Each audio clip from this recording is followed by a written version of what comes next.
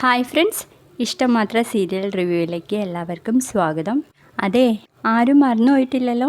ഇഷാദിനെ ഞാൻ ഇന്ന് കൊണ്ടുവരും എന്ന് ഇഷിത പറയുമ്പോൾ, മറന്നിട്ടില്ല, ഞങ്ങളാണ് അവൻ്റെ അച്ചമ്മയും അച്ചച്ചനും, ഞങ്ങളുടെ ആദിയെ പോലെ എന്ന് സ്വപ്നവല്ലി പറയാണ്.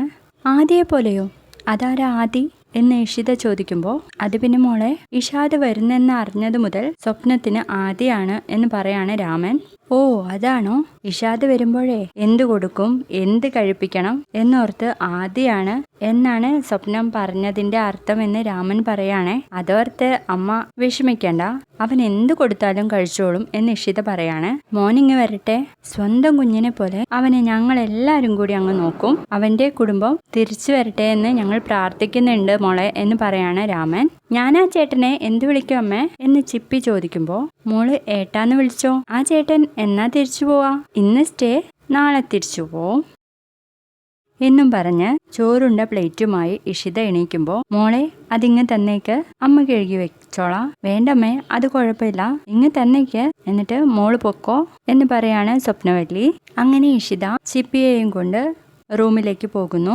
അപ്പോ രാമൻ, ഇതുപോലെ നിനക്ക് മരുമോളെ സ്നേഹിച്ചൂടെ, അപ്പോ നിന്റെ സൗന്ദര്യം കൂടും എന്ന് സ്വപ്നവല്ലിയോട് പറയുമ്പോൾ, സ്വപ്നം പറയണ്ട, ഉള്ളതാണോ രാമൻ പറയുന്നത്, എങ്കിലൊന്ന് പരീക്ഷിക്കാല്ലേ, പിന്നെന്താ എന്ന് ചോദിക്കാണ് രാമൻ. തുടർന്ന് ചിപ്പിയും ഇഷിതയും പുറത്തേക്ക് പോവുകയാണ്. സ്വപ്നം ഡോറടച്ച് ആ പ്ലേറ്റുകളൊക്കെ കഴുകാൻ വേണ്ടിയിട്ട് പോവാണ്. അതിനുശേഷമാണെങ്കിൽ നമ്മുടെ മാഷ്, സുചിത്ര എണീറ്റില്ലടോ. ആ, എനിക്കറിയാം പരിചയമില്ല എന്ന് പറയണേ. ഇന്നലത്തെ ഇന്റർവ്യൂവിന് അവൾക്ക് സെലക്ഷനായി, ഇന്ന് ജോയിൻ ചെയ്യാനുള്ള ദിവസം എന്ന് മാഷ് പറയാണ്.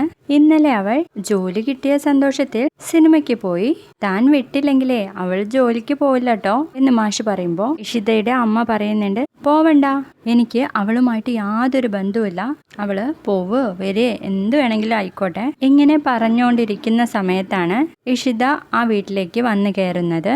ഇഷിത പതുക്കെ വന്നിട്ട് മാഷോട് ചോദിക്കുന്നുണ്ട്, എന്താ പ്രശ്നം? വിഷയം ഇത്തിരി കടുത്തതാണ്, പോയി സുജിയോട് ചോദിക്ക്, പ്രശ്നം പരിഹരിക്കാൻ പറ്റുമെന്ന്. അപ്പോ ഇഷിതയുടെ അമ്മ, യശുവിന് ചായ വേണോ? ഇതെന്താ അമ്മേ ദേഷ്യപ്പെട്ടിങ്ങനെ ചോദിക്കുന്നത്? ദേഷ്യപ്പെടാതെ പിന്നെ എന്നൊക്കെ പറഞ്ഞ് ചായ എടുക്കാൻ വേണ്ടിയിട്ട് പോവാണ്. എന്താ അച്ഛാ ഇത്, ആളിത്തിരി കലിപ്പിലാണ്, എന്തായാലും ഞാൻ സുജിയെ ഒന്ന് കാണട്ടെ എന്ന് പറഞ്ഞ് ഇഷിത സുജിയുടെ അടുത്തേക്ക് പോവാണേ. എന്താ സുജി, ഇളയമ്മ വളരെ കലിപ്പിലാണല്ലോ എന്ന് ഇഷിത ചോദിക്കുമ്പോൾ, എന്റെ പ്രശ്നം നീ ഒന്ന് വിശദീകരിച്ച് പറയൂ എന്ന് പറയാണേ ഇഷിത. ഇന്നലെ ഇന്റർവ്യൂ കഴിഞ്ഞപ്പോൾ ഞാനൊന്ന് വിനോദിനെ വിളിച്ചു. അവന്റെ നിർബന്ധം കാരണം ഞാനൊന്ന് കോഫി ഹൗസിൽ പോയി. അപ്പോഴാ ഇവന്റ് മാനേജ്മെന്റിന്റെ ഇന്റർവ്യൂവില് എനിക്ക് സെലക്ഷൻ കിട്ടിയത് അറിഞ്ഞത്. അപ്പോൾ അതിന്റെ ട്രീറ്റ് എന്ന് പറഞ്ഞ് അവൻ എന്നെ സിനിമയ്ക്ക് കൊണ്ടുപോയി എന്ന് പറയാട്ടോ സുജി. നീ കൂടെ പോയത് തെറ്റ്. അവന്റെ ക്യാരക്ടർ എനിക്കത്ര അറിയില്ല, എങ്കിലും അവൻ എൻ്റെ അനിയനാണെന്ന് പറയാണ് ഇഷിത.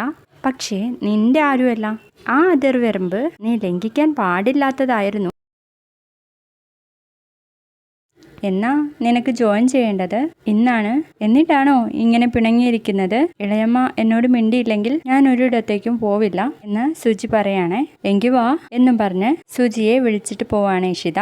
അതേസമയം, എടോ പ്രിയാമണി, നിനക്ക് എന്നോടും ദേഷ്യമുണ്ടോ എന്ന് മാഷ് ചോദിക്കാണ്. ഞാൻ പിണങ്ങിയിരുന്നാൽ മാഷിന് എന്തെങ്കിലും നഷ്ടമുണ്ടോ? ഉണ്ടല്ലോ. ആ സമയത്ത് റെക്കമെൻഡുമായിട്ട് നമ്മുടെ ഇഷിത എത്തുന്നുണ്ട്. എനിക്കെന്റെ അനിയത്തിയുടെ കാര്യമില്ലാതെ മറ്റാരുടെ കാര്യമാണ് അമ്മയോട് പറയാനുള്ളത് എന്ന് പറയുമ്പോൾ, എനിക്കൊന്നും കേൾക്കാനില്ലെന്ന് പറഞ്ഞില്ലേ? അപ്പോ ഇപ്പുറത്ത് വന്നിട്ട് ഇഷിത ചോദിക്കും, അമ്മ ആഗ്രഹിച്ച പോലെ ഒരു ജോലിയൊക്കെ അവള് വാങ്ങിച്ചിരിക്കുക, അമ്മ പിണങ്ങിയ അവള് പോവില്ലെന്നാ പറയുന്നേ. ഇതേ പ്രിയാമണി, അവൾക്കൊരു വാണിംഗ് കൊടുത്ത് നിർത്ത്, ഇനി ആവർത്തിക്കില്ലെന്ന് ഉറപ്പ് വാങ്ങിയാ പോരെ എന്ന് മാഷ് ചോദിക്കുമ്പോഴേക്കും സുജി പ്രിയാമണിയുടെ കാല് പിടിക്കാൻ വേണ്ടിയിട്ട് വരികയാണേ. ഇളയമ്മേ മാപ്പ് എന്ന് പറയുമ്പോഴേക്കും സുജിയെ അങ്ങ് എണീപ്പിക്കുകയാണേ. മതി, നിനക്കിന്ന് ജോലിക്ക് ജോയിൻ ചെയ്യണ്ടേ, വേഗം പോയി റെഡി ആവ്, ഓൾ ദി ബെസ്റ്റ് സുജി എന്ന് പറഞ്ഞ് ഇഷിത ഇറങ്ങിപ്പോരാണ്. അങ്ങനെ ഇഷിത ഹോസ്പിറ്റലിലേക്ക് എത്തുമ്പോഴേക്കും അവിടെ നിന്നൊരു ഡോക്ടർ ആദി പോയതായിട്ട് പറയുന്നുണ്ട്. അത് കാണിക്കുന്നുണ്ട്. തുറക്ക്, ആരാ എന്നെ പൂട്ടിയിട്ടത് എന്ന് ആദി നിലവിളിക്കുമ്പോൾ അവിടെയുള്ള നേഴ്സ് വന്ന് തുറക്കുന്നുണ്ട്. എന്നെ എന്തിനാ ഇവിടെ പൂട്ടിയിരിക്കുന്നേ? അത് ഡോക്ടർ പറഞ്ഞിട്ട്. മോന്റെ അമ്മ. എന്റെ അമ്മയോ? എന്റെ അമ്മ ഡോക്ടറൊന്നുമല്ല, എനിക്ക് പോണം എന്ന് പറഞ്ഞ് ആദ്യം ഓടാണ്. പിന്നാലെ 2-3 നേഴ്സും അറ്റൻഡറും എല്ലാം ഓടുന്നുണ്ട്. പക്ഷെ ആദ്യം പിടിക്കാൻ പറ്റുന്നില്ല. അതിനെക്കുറിച്ച് ഇഷിതയോട് പറയാണേ. എവിടെ പോയതായിരിക്കും ഡോക്ടർ എന്ന് ഇഷിത ചോദിക്കുമ്പോൾ ഡോക്ടർ പറയുന്നുണ്ട്, അവന് അവന്റെ അമ്മയെ അറിയാം, അങ്ങോട്ട് തന്നെ പോയതായിരിക്കും. ഡോക്ടർക്ക് വേദന തന്നു പോയി അല്ലേ എന്ന് ചോദിക്കുമ്പോൾ എൻ്റെ വേദനയല്ലല്ലോ കാര്യം, അവൻ അവൻ്റെ അമ്മയെയും അച്ഛനെയും കിട്ടുക എന്നതല്ലേ. എന്നാ ശരി ഡോക്ടർ എന്നും പറഞ്ഞ് ആദി കിടന്നിരുന്ന ആ റൂമിലേക്ക് ഇഷിത ചെല്ലുകയും അവിടെ അവനെ കാണാതെ കരയുകയും ചെയ്യുന്നു. ആകാശ്, എത്ര നാൾ ഞാനിങ്ങനെ ഇരിക്കണം? എൻ്റെ മോനെക്കുറിച്ച് ഒരു വിവരവുമില്ല. ഞാൻ CMന് ഒരു പരാതി എഴുതി വെച്ചിട്ടുണ്ട്. വിനോദ് മാളിയേക്കലിനെ വിളിച്ച് ഒന്ന് പറയാവോ CMന്റെ ഒരു അപ്പോയിൻമെന്റ് വാങ്ങി തരാൻ വേണ്ടിയിട്ട് എന്ന് രചന ചോദിക്കുമ്പോൾ, താൻ ആ പരാതി ഇങ്ങത്താ, ഞാൻ കൊടുക്കാം എന്ന് ആകാശ് പറയാണ്. അതെന്തിനാ? ആകാശിന് നിർബന്ധം പോലെയാണല്ലോ എന്നെ മാറ്റി നിർത്താൻ. എന്നാലും എൻ്റെ സംശയം ആകാശിലേക്ക് ഊട്ടി ഉറപ്പിക്കുക, ആദിയെ കാണാതായതിൽ ആകാശിന് എന്തോ ഒരു പങ്കുണ്ട്. അതല്ലെങ്കിൽ മഹേഷിന് അവന്റെ കയ്യിൽ ആദിയെ കിട്ടിയിട്ടുണ്ടാവും. അവനെ ചിലപ്പോ രഹസ്യമായി താമസിച്ചിട്ടുമുണ്ടാവും അവനെ മനസ്സ് മാറ്റാൻ വേണ്ടി എന്ന് രചന പറയുമ്പോൾ ആകാശ്, രചന എനിക്കൊരു സംശയം, ആദിയെ കാറിടിപ്പിച്ച് കൊല്ലാൻ നോക്കിയത് മഹേഷ് ആവില്ലേ? മഹേഷോ? മഹേഷ് എന്തിനങ്ങനെ ചെയ്യണം എന്ന് ചോദിക്കാണ് രചന. ആദി അവന്റെ ശത്രു ആയതുകൊണ്ട്. ഏയ്, മഹേഷിന് അങ്ങനെയൊന്നും ചെയ്യാൻ വേണ്ടി പറ്റില്ല. കാരണം അവന് ആദിയെ അത്രയ്ക്ക് ഇഷ്ടമാണ് എന്ന് പറയാ രചന. അപ്പോഴേക്കും അവരുടെ ഗേറ്റിന് മുൻപിൽ ആദി വന്ന് അവശനായി ഇരിക്കുന്നുണ്ട്. അത് നമ്മുടെ രചനയും ആകാശും കാണാണ്. മോനെ ആദി എന്ന് വിളിച്ചിട്ട് രചന ആദിയുടെ അടുത്തേക്ക് പോവാണ്. അമ്മേ, എൻ്റെ മോനെ എവിടെയായിരുന്നു? എനിക്ക് ഒന്നും അറിയില്ല അമ്മേ. രചന, നീ മോനെ അകത്തേക്ക് കൊണ്ടുപോ, വല്ലാതെ വിശക്കുന്നുണ്ട് അമ്മേ, എൻ്റെ പൊന്നു മോൻ വാ എന്നും പറഞ്ഞ് ആദിയെയും കൂട്ടി ആകാശും രചനയും വീട്ടിനുള്ളിലേക്ക് പോകുന്നുണ്ട്. കൈ കഴുകിയിട്ട് വാ അമ്മ, ഫുഡ് എടുത്തു വെക്കാം എന്നും പറഞ്ഞ് ആദി ഫുഡ് കഴിച്ചുകൊണ്ടിരിക്കുമ്പോൾ ആദിയോട്, മോൻ എവിടെയായിരുന്നു? ഞാൻ ഹോസ്പിറ്റലിലായിരുന്നു അമ്മേ.